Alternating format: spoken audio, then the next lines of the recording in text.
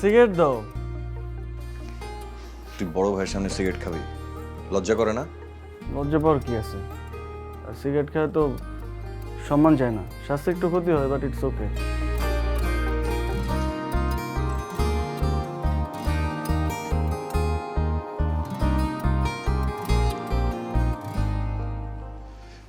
তুই যে বিয়ের রাতে এভাবে বউকে ফেলে সিগারেট খেতে আসছিস, এটা কি ঠিক হচ্ছে?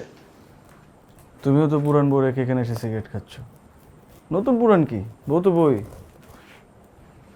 তুই তো বিয়ের রাতেই জ্ঞানী হয়ে গেছিস। হ্যাঁ, তুমি তো নিজেই বলতা 18 বছর বয়সের পরে যা খুশি তা করবি, কোনো সমস্যা নেই, টেনশনের কিছু নেই। কথা কম বলে তাড়াতাড়ি শেষ করে যা। সারাদিন সিগারেট খেয়ে নেই, আর ফাংশনের ভিতরে তো জানোই সিগারেট খাওয়া তো যায় না।